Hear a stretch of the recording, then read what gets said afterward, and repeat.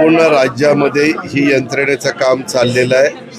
तो प्रारूप आराखडा सगळीकडे प्रसिद्ध झालेला आहे। प्रत्येकाला आपल्याला पाहिजे असं कधीच होत नसतं। साधारण नॅचरल ज्या बॉर्डर्स असतात, नॅचरल ज्या गोष्टी असतात त्या त्याच्यामध्ये दाखवल्या जातात आणि जो वॉर्ड होतो त्याच्यामध्ये -10% +10% अशा पद्धतीचा तो प्रभाग केला जातो। आणि माझं स्वतःचं मत असं आहे, कारण मी पण 35 वर्ष राजकीय जीवनामध्ये काम करतो, आपलं स्वतःचं मतदारांशी योग्य पद्धतीनं वागणं, बोलणं, चालणं आणि संपर्क असेल तर कशाही पद्धतीची रचना झाली तरी काम करणाऱ्या व्यक्तीच्या पाठीशी तिथला मतदार उभा राहतो। त्यामध्ये फार विचार करण्याची गरज आहे असं मला वाटत नाही। तरी देखील तुम्ही तिथं ऑब्जेक्शन घेऊ शकता।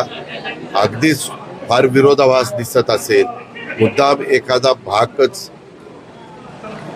दुसरीकडे टाकला हे दिसतंयच तिथं जो काही आराखडा प्रसिद्ध झालेला आहे त्याच्यामध्ये वरच्या पातळीवर बदल केले जातात, त्यांनाही पटलं तर।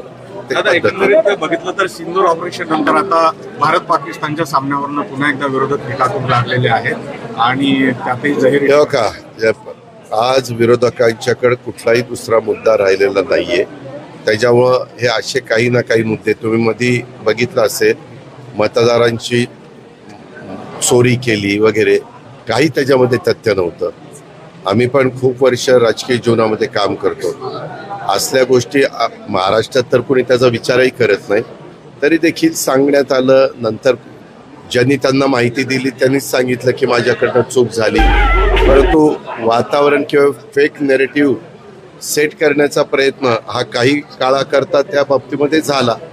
वास्तविक अनेक राज्यामध्ये कधी कधी विरोधक पण निवडून येतात। उदाहरणार्थ ममता बॅनर्जी कलकत्त्याला निवडून आलेल्या बघितलं, मागे 2 टर्मला अरविंद केजरीवाल दिल्लीमध्ये निवडून आलेले आपण बघितलं, पंजाब अलीकडच्या काळामध्ये केजरीवालांच्या पक्षाच्या ताब्यात आपच्या गेलेलं आपण बघितलं, कर्नाटक हे आपल्या मधल्या काळामध्ये काँग्रेसकडे गेलेलं आपण पाहिलं, तामिळनाडू हे तिथं स्टॅलिनच्या ताब्यामध्ये गेलेलं आपण पाहिलं, चंद्रबाबूंच्या ताब्यामध्ये आंध्र प्रदेश गेलेलं आपण पाहिलं, किंवा तेलंगणा पण काँग्रेसच्या ताब्यात। अशा वेळेस काही बोलत नाही, अशा वेळेस मग सगळं चांगलं, मग मतदार यादी चांगली, EVM चांगलं, किंवा लोकसभेचा निकाल महाराष्ट्रात 48 पैकी 31 जागा विरोधकांच्या निवडून आल्या, त्यावेळेस मात्र सगळं चांगलं होतं। तेव्हा काही मतांची चोरी झाली नाही, मतं कुठं वाढली नाही, कुठं कमी झाली नाही। हे खरं माझं स्वतःचं स्पष्ट मत आहे। पराभव झाला तर आपण तो मान्य केला पाहिजे आणि यश मिळालं तरी ते ते मान्य ना। मी तेच सांगतोय की कोण टीका करतं? एक व्यक्ती जो सकाळचा 9चा भोंगा आहे तो टीका करतो, आणि तुम्ही पण त्या गोष्टीला प्रसिद्धी देता। आपल्या देशाच्या दृष्टिकोनातनं आज जे काही प्रश्न, काही ठिकाणी अतिवृष्टी होती, काही ठिकाणी माझ्या शेतकऱ्यांचे पिकं अडचणीत आलेली आहेत, त्यांची शेती अडचणीत आलेली आहे, किंवा इतर अनेक प्रकारचे प्रश्न आहेत, काही ठिकाणी वाहतुकीच्या संदर्भातल्या समस्या आहेत, असे अनेक प्रकारचे वेगवेगळे प्रश्न आहेत। परंतु त्या प्रश्नाकडे लक्ष देण्याच्या ऐवजी हे असले काहीतरी मुद्दे काढायचे आणि त्याच्यातनं त्या ठिकाणी चर्चा करायची। आता तुम्ही एक म्हणता, एकीकडं दोन्ही अर्थ निघू शकतात।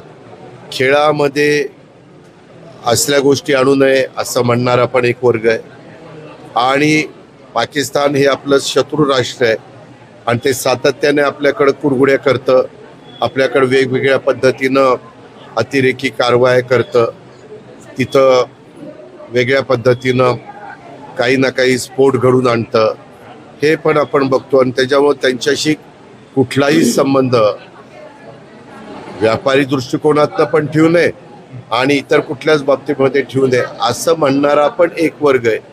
परंतु हे सगळं होत असताना काही एक मोठा वर्ग म्हणजे क्रीडा रसिक असे पण आहेत की जे पाकिस्तान आणि भारताची मॅच जर लागली तर सगळं सोडून आपल्या वाहतूक देखील कमी आपल्याला पाहायला मिळते, ट्रॅफिक पण रस्त्यावर कमी दिसतं आणि सगळे तिथं मॅच बघायला टी व्हीच्या समोर किंवा जिथं मॅच असेल तिथं जातात. त्याच्यामुळं पत्रकार मित्रांनो, अशा ज्यावेळेस प्रसंग येतात त्यावेळेस त्याला दोन्ही बाजू असतात. कुठल्या बाजूनी तुम्ही विचार करताय त्याच्यातून आपल्याला त्याच्यात उत्तर मिळतं. मनोज जरांगे अद्यापही आंदोलनावर जे आहे ते ठाम आहेत. उद्यापासून जे आहे ते कार्यकर्ते मुंबईच्या दिशेने अद्यापही तोडगा निघालेला दिसतो. या संदर्भामध्ये प्रत्येक जण आपापल्या परीनं कुठलाही राज्यामध्ये राज्यकर्त्यांना तिथली कायदा सुव्यवस्था बिघडू नये, तिथलं वातावरण शांत राहावं, तिथं सगळीकडं एक पीसफुल वातावरण राहावं, अशा प्रकारची भावना प्रत्येकाची असते आणि त्याच्यातून मार्ग काढण्याचा प्रयत्न सगळेजण शेवटपर्यंत करत असतात.